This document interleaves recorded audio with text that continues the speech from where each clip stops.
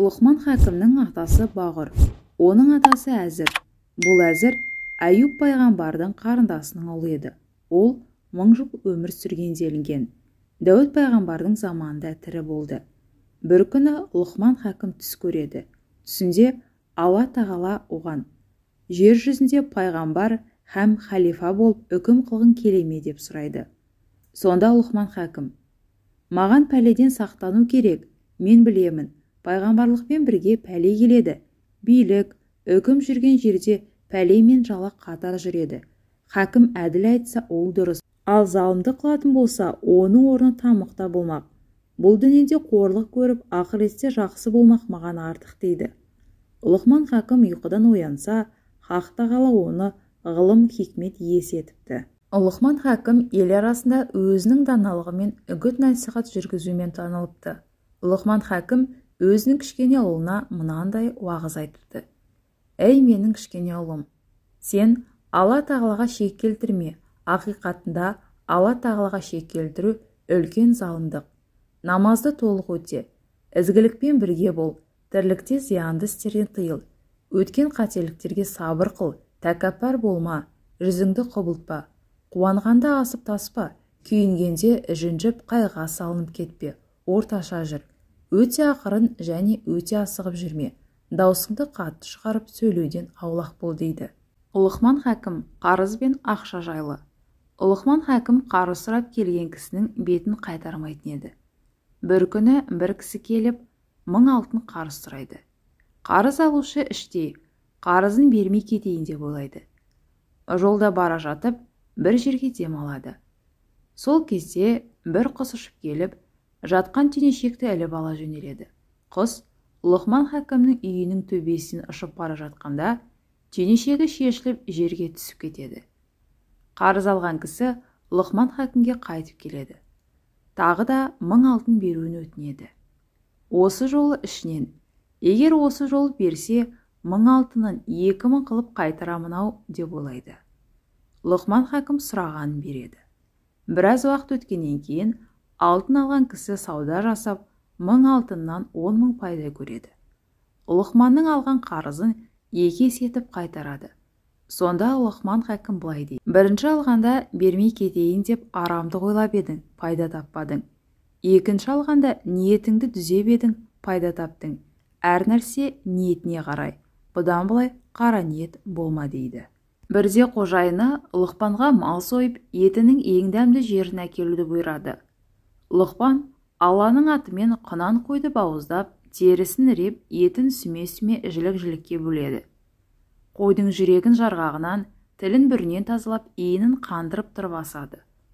Ол жіп піскенде қожайының алдына әкеліп қояды. Қойдың дәмі тіл үйіретін жұмсақ жерінен ауыз тиген қожайын Лұқманның сезімталдығына, ақылдылығына тәнті болады. Тағы бірде қожайыны Лұқманды тағы да шақырып: енді қойдың етінің ең жаман дәмсіз жерін алып кел деп бұйырады. Лұқман хакім тағы да ерекше ықыласпен қойды бауыздап, жіліктеп, қойдың жүрегі мен тілін тазалап, тағы да қожайынның алдына қояды.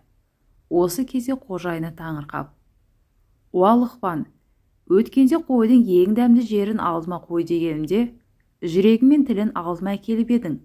Бұл жолы қойдың ең жаман дәмсіз жерін әкел десем, тағы да сол жүрегі мен тілін ұсынып отырсың.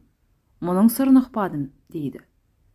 Сонда Лұқман хакім: уа қожайын, дұрыс айтасыз. Мен 2 әміріңізді де 2 етпей алдыңа жүрек пен тілді қойдым.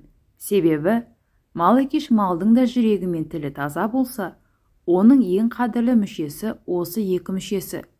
Керісінше, жүрек мен тілі таза болмаса, ең дәмсіз жері де осы 2 болмақ. Осы 2 мүше таза болса, Құдайдың құзырында жүрек пен тілден бағалы ештеңе болмайды деп жауап береді.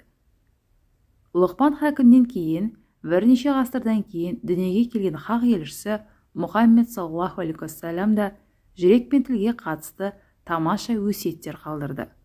Ол өз хадис шарифінде: адамның бойында бір кесек ет бар. Ол аппақ айдын таза болса, тұтас дене таза. Ол лас болса, тұтас дене лас. Ол бір кесек ет, жүрек десе, тілге қатысты айту күміс, үндемей қалу алтын деп айтпас жерде тілді тарта сөйлеуді өсиет еткен. Бірде Лұқман хакім бір аймаққа сапар шекпекші болып, ұлына 3 өсиет айтып қалдырады. Ұлым, бірінші, сырыңды әйеліңе айтпа. Екінші, жаңа байдан қарыз алушы болма. Үшінші, сырын білмей жатып дос болма дейді. Хакімнің ұлы атасының өсиетін тәжірибе қылмақшы болып, бір күні сахарадан өзінің қойларынан бір қойды бауыздап, етін пісіріп, қапқа салып үйіне алып барады. Қаптың аузын бекітіп байлайды. Жаңа байдан жол бойы борыш алады. Шаһар хакімнің жақын біреумен дос болады. Үйге келгеннен соң әйелі қаптың аузын аша алмай еріне былай дейді.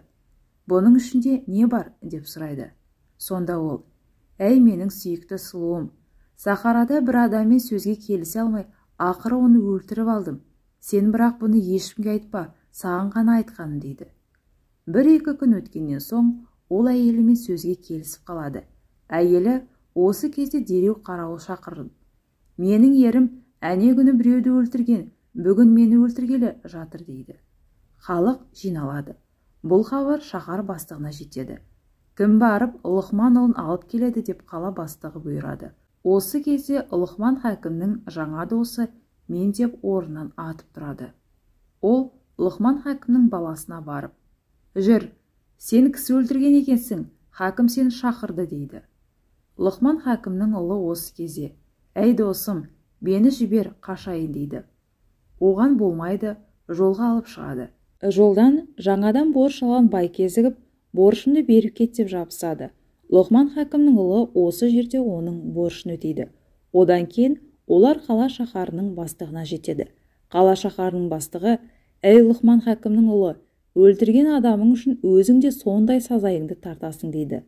Лұқман хакімнің ұлы сонда: мен шариғат не бұйырса соған разымын. Өлген кісінің қандай жарақаты болса, мені онан да артық жарақаттап жазалаңдар дейді. Қарауылдар қапшықта келіп, көптің көзінше ашса, пісірілген бүтін қойдың еті шығады. Таң қалған елге Лұқман хакімнің ұлы әкесінің өсиетін сынамақ үшін істелгендігін айтып береді. Лұқман хакімді бірде бір залым патша құдыққа салдыртып, үстін жауып үстінен егін ектіреді. Көп уақыт өтпей, бұл патша өліп, орнына екінші адам патша болады. Ол жіліктің майын сорып отырғанда бір сүйек тамағына кетіп қадалып қалады. Ешбір дауа таба алмайды. Сонда бір қарт келіп: егер Лұқман хакім болса, бұл сүйекті мүмкін алар ма еді дейді. Патша осы кезде: Лұқман хакім деген кім, ол қайда деп сұрайды. Сонда қарт: сенен бұрын болған патша оны тіріде құдыққа көмгізіп тастап еді. Содан бері 7 жылдай уақыт өтті. Өте терең ақылды адам болатын. Мүмкін өзінің тірі қалуына бір шара тапқан шығар дейді. Патша құдықты тапқызып, үстін ашқызып, Лұқман хакімді шығарғанда ол кісі тірі екен. Ауасы таза болмағандықтан өте мехнат халіптеді. Бірнеше күн өткеннен кейін өзін өзі емдеп, сонан соң патшаға келіп: сенің ауруыңның дауасы ұлыңның жүрегін пісіріп жеу дейді. Патшаның бұл кезде жалғыз ұлы бар еді. Оны өлтіруге көңілі оның разы болмады. Осы кезде уәзірлері: ағаш сау болса, бұтақ та болар. Ағаш тамырынан ағаш өсер. Ағаш қураса, бұтағы бірге қурар дейді. Көп насихаттан кейін патша ақыры көнеді. Лұқман хакім уақыт жеткенде: әй патша, сен көзіңмен қарап тұрсаң ақылыңнан адасарсың деп, араларына ақ перде тартқызып, оның ар жағына тез бір қойды әкелдіреді. Перденің ар жағында тұрып қойды: бисмиллахир-рахман-рахим, Аллаху акбар деп бауыздайды. Қойдың қаны шашыра бастағанда патша қатты қасіреттеніп, деп айғалап жібергенде тамағындағы сүйегі аузынан атылып шығады. Мақсаты осылайша орындалады. Перде артынан патшаның баласын атасының қасына шығарады. Есін жинап, дерттен айығып, әрі баласының аман қалғандығын көріп, патша Лұқман хакімге өте риза болып, оған көп мал дүние береді. Құрметті оқырмандар, әр күн сайын арнамда жаңа оқиғалары болады. Лайк басып, пікір жазып, міндетті түрде тіркелуді ұмытпаңыздар.